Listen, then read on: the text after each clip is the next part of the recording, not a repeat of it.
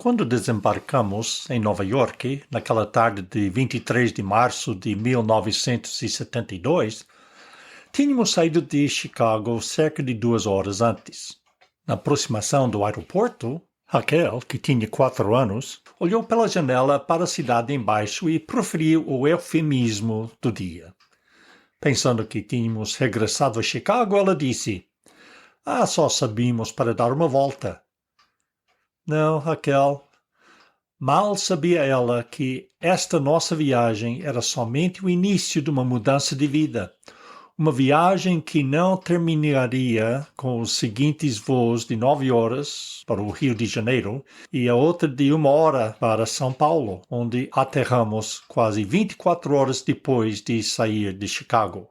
O cenário dos arranha-céus de São Paulo em nada ficou a dever à vista dos da Nova York.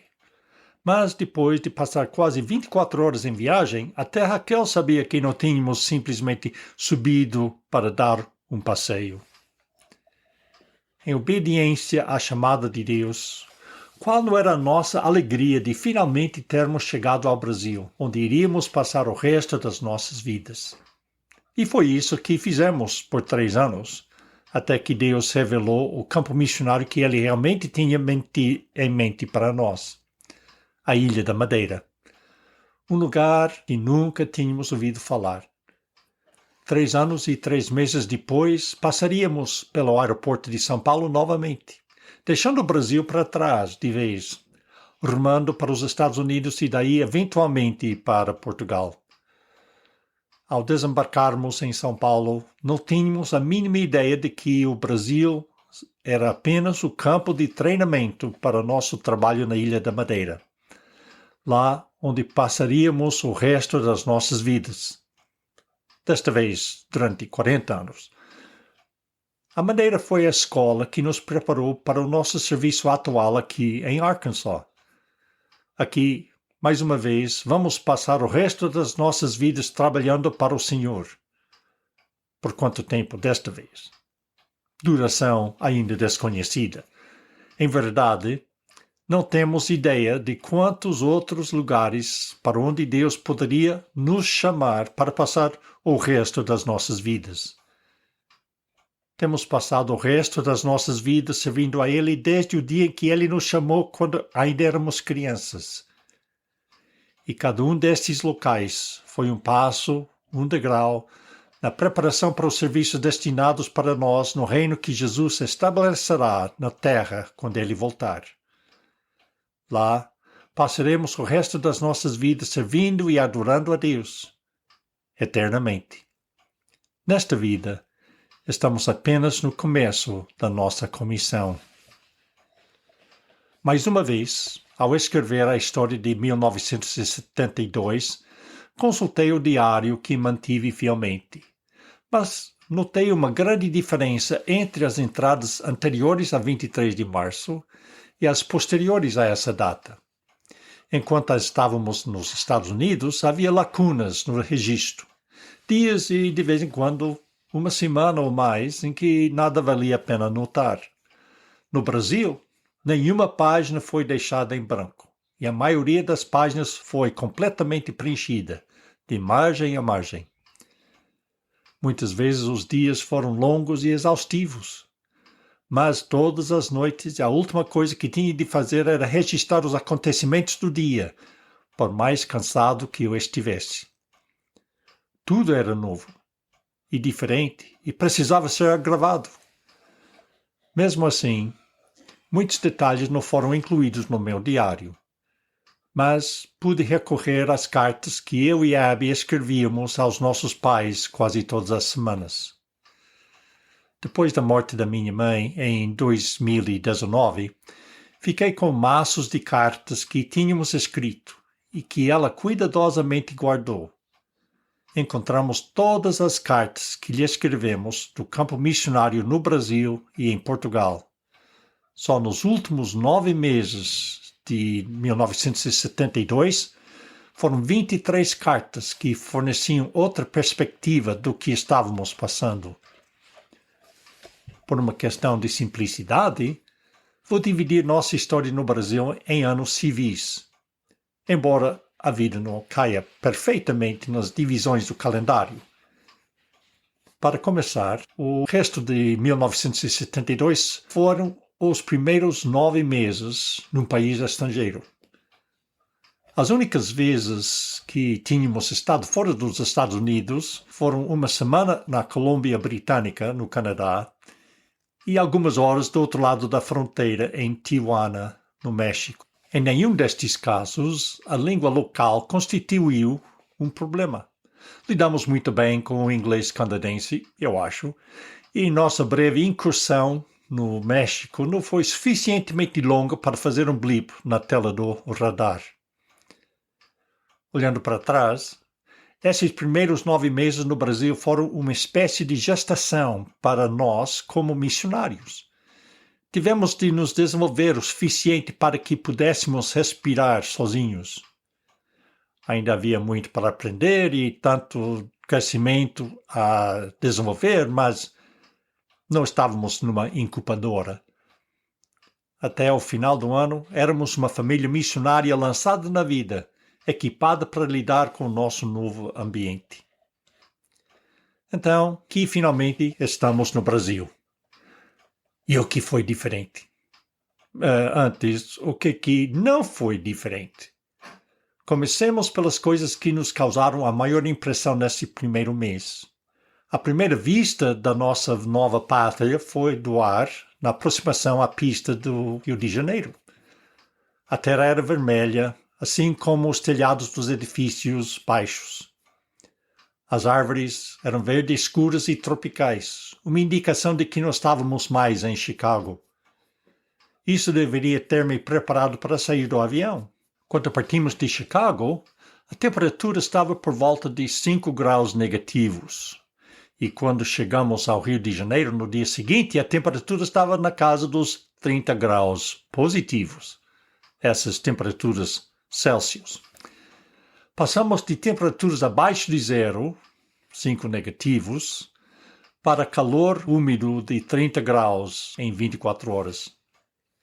Eu embarquei no avião em Chicago, vestido para o tempo de inverno.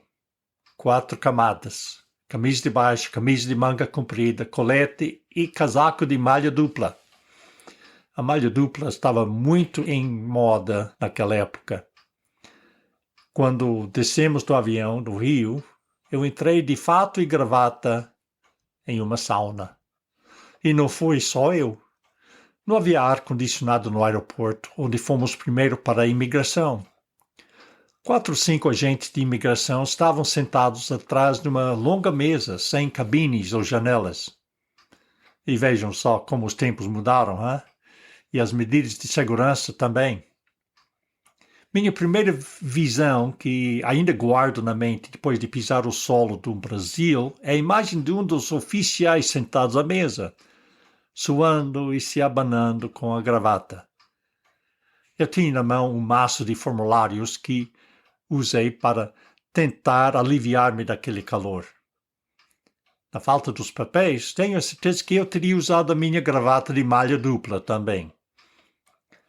Agora, 50 anos depois, os sabores e cheiros desse novo país ainda permanecem na nossa memória. Fizemos uma escala de 3 horas no Rio antes de pegar nosso voo de 1 hora para São Paulo, onde colegas missionários estavam à nossa espera. E tinha estado durante muito tempo. Nosso voo chegou com 7 horas de atraso. Em terra, no Rio, esperamos nosso voo no único espaço climatizado no aeroporto, o restaurante. Lá experimentamos pela primeira vez o sabor do Brasil. Uma senhora brasileira que viajava com os filhos desde Chicago para São Paulo observou este jovem casal com 2 filhos pequeninos de 4 e 3 anos e percebeu que não tínhamos nenhuma ideia do que estávamos a fazer.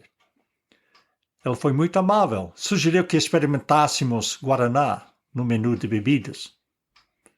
Olhei para o rótulo e hesitei. Sem álcool.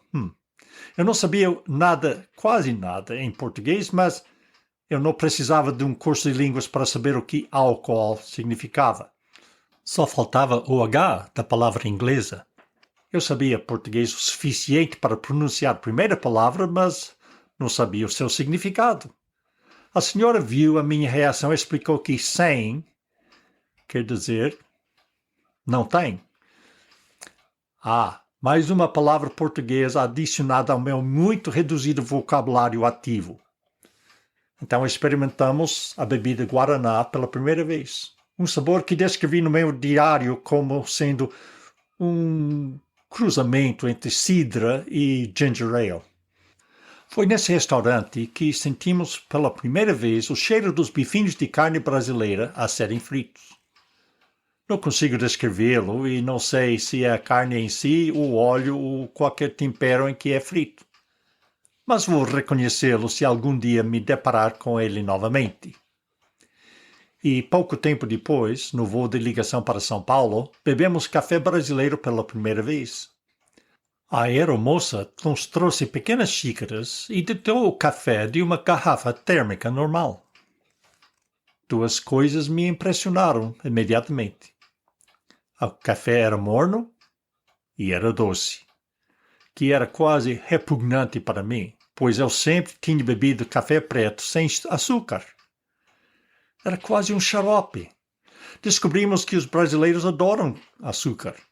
Afinal, é dos principais produtos do país. A pequena cidade em que acabamos morando é cercada por plantações de cana-de-açúcar. E no verão vimos a fumaça subir dos fogos que queimavam as folhas dos caules da cana-de-açúcar antes de serem cortadas e enviadas para engenhos de açúcar. Uma vez, parei em um posto de serviço na estrada e pedi um café. A moça colocou um copo no balcão e continuou ao longo do balcão servindo outros, dando-me tempo para pôr açúcar no meu copo. Depois ela voltou, servindo o café filtrado por um tipo de meia. Quando ela foi para deitar café no meu copo, ela de repente parou e me olhou com uma expressão confusa. Ela viu que o meu copo não tinha açúcar e não sabia o que fazer. Eu quase tive de puxar uma arma e ameaçá-la para obrigá-la a pôr café num copo sem açúcar. Anos mais tarde, na Madeira, brincamos com um dos membros da nossa igreja que era do Brasil. Fomos contando o número de colherzinhos de açúcar que ele pôs em seu cafezinho. Em nossos jantares de potluck na igreja, sabíamos que as sobremesas trazidas pelas irmãs brasileiras seriam super doces. E por falar em impressões duradouras, havia o cheiro da cera do chão da casa da família Ross em São Paulo. Sempre ficamos com a família Ross quando íamos para São Paulo para tratar de documentos ou assuntos no banco. Eu não sei que cera era realmente usada no chão de parquet e os azulejos, mas era usada com frequência, uma vez por semana. Mesmo com os olhos fechados, o nariz nos dizia que estávamos em casa de Don e Betty, em São Paulo. Mas nossa casa não ficaria na grande metrópole de São Paulo.